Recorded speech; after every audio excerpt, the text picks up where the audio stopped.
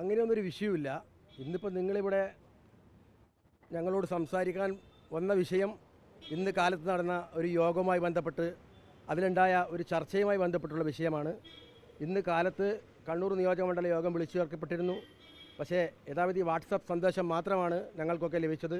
സാധാരണ യോഗം നടക്കുമ്പോൾ 2-3 ആളുകൾ, ഇതിൻ്റെ ഉത്തരവാദപ്പെട്ട ആളുകൾ, പാർട്ടിയുടെ ഉത്തരവാദപ്പെട്ട ആളുകൾ വിളിക്കാറുണ്ട്. ആരും ഈ യോഗത്തിന് ഞങ്ങളെ വിളിച്ചില്ല. ഇന്ന് കാലത്ത് ഞങ്ങളിവിടെ എത്തിയിരുന്നു, പക്ഷേ യോഗം നടന്നില്ല എന്നുള്ളതാണ് സത്യം. ഇന്നത്തെ യോഗം ആ ഒരു അവഗണനയുടെ പ്രതിഫലനം ഉണ്ടെന്ന് തോന്നുന്നു, കൃത്യമായി തോന്നുന്നു. സുധാകരനല്ലാതെ മറ്റൊരു സ്ഥാനാർത്ഥിയാണെങ്കിൽ നിങ്ങളൊക്കെ മാറി നിൽക്കുമെന്നുള്ള വിഷയമില്ല. സുധാകരനാണ് ഞങ്ങളുടെ സ്ഥാനാർത്ഥി എന്നാണ് ഞങ്ങൾക്ക് നിങ്ങളോട് പറയാനുള്ളത്. എന്തായാലും മത്സരിക്കും. കൂടെ നിൽക്കും. പാർട്ടി സ്ഥാനങ്ങളൊന്നും നഷ്ടപ്പെടില്ല. കെ സുധാകരൻ കോൺഗ്രസിൻ്റെ സ്ഥാനാർത്ഥിയായി കണ്ണൂർ നിയോജകമണ്ഡലത്തിൽ മത്സരിക്കുമെന്ന് തന്നെയാണ് ഞങ്ങളുടെ ഈ സമയം വരെയുള്ള വിശ്വാസം. പാർട്ടി പ്രഖ്യാപിക്കുന്ന സ്ഥാനാർത്ഥിക്കെതിരെ ഉണ്ടാവില്ല. പാർട്ടി പ്രഖ്യാപിക്കുന്ന സ്ഥാനാർത്ഥി കെ സുധാകരൻ ആയിരിക്കുമെന്നാണ് ഞങ്ങളുടെ ഈ സമയത്തുള്ള വിശ്വാസം. അല്ലെങ്കിൽ അങ്ങനെ ഒന്നും ചെയ്യാനൊന്നും ഞങ്ങളില്ല. കെ സുധാകരൻ തന്നെയാണ് കണ്ണൂരിലെ സ്ഥാനാർത്ഥി എന്നാണ് ഞങ്ങൾക്ക് നിങ്ങളോട് പറയാനുള്ളത്. കെ സുധാകരൻ തന്നെ കണ്ണൂരിലെ സ്ഥാനാർത്ഥി. അത് ആ സമയത്ത് അപ്പോൾ ആലോചിക്കും.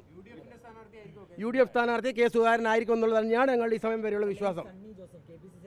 എല്ലാവർക്കും സീറ്റ് കൊടുക്കാൻ കഴിയില്ലല്ലോ, അസംതൃപ്തരുണ്ട് എന്നൊക്കെയാണ്.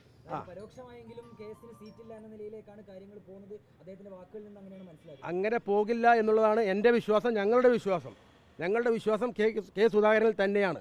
അദ്ദേഹം മത്സരിച്ചാൽ മാത്രമേ കണ്ണൂർ മണ്ഡലം കോൺഗ്രസിലേക്ക് UDFിലേക്ക് വന്നു ചേരുകയുള്ളൂ എന്നാണ് ഞങ്ങളുടെ വിശ്വാസം. ജില്ലയിലെ മൊത്തം ബാധിക്കും. ജില്ലയിൽ മാത്രമേ സംസ്ഥാനത്തിൻ്റെ ഇതിൻ്റെ ചലനങ്ങൾ ഉണ്ടാകൂ. സീറ്റ് ഉണ്ടാകുമെന്നാണ് ഞങ്ങളുടെ വിശ്വാസം. അതിനെക്കുറിച്ച് ഞങ്ങളിപ്പം പറയാൻ അതെ, തീർച്ചയായും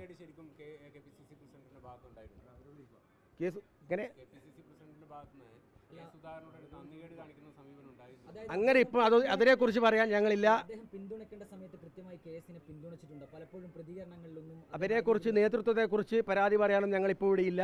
ഞങ്ങളുടെ സ്ഥാനാർത്ഥി, കണ്ണൂരിലെ സ്ഥാനാർത്ഥി, UDFിൻ്റെ സ്ഥാനാർത്ഥി, അദ്ദേഹം നാളെ കാലത്ത് കണ്ണൂരെത്തും.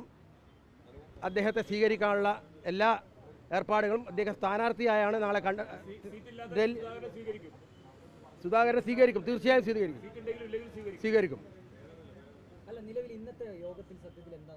ഇന്ന് യോഗം നടന്നിട്ടില്ല. ഒരു അഭിപ്രായമില്ല. ഇന്ന് യോഗം നടന്നില്ല. നിങ്ങൾ ചാനലുകൾ നൽകിയത് തെറ്റായ വാർത്തയാണെന്ന് വിശ്വസിക്കുന്ന ഒരാളെ ഞാൻ. ഇന്ന് അങ്ങനെയുണ്ടെങ്കിൽ ഞങ്ങളൊക്കെ ആ യോഗത്തിൽ പങ്കെടുത്ത് ഞങ്ങൾ അഭിപ്രായം പറയില്ലേ, ഞങ്ങളോട് അഭിപ്രായം ചോദിക്കില്ലേ? ഞാൻ പങ്കെടുത്തിരുന്നു. യോഗം തുടക്കത്തിൽ തന്നെ പിരിഞ്ഞു. യോഗം തുടങ്ങാൻ സാധിച്ചില്ല. ആളുകൾ ഈ യോഗത്തിലേക്ക് ഇടിച്ചു കയറുന്നൊരു അവസ്ഥയുണ്ട്. ആരൊക്കെ എന്തുള്ളതെന്ന് ഞങ്ങൾക്കറിയില്ല.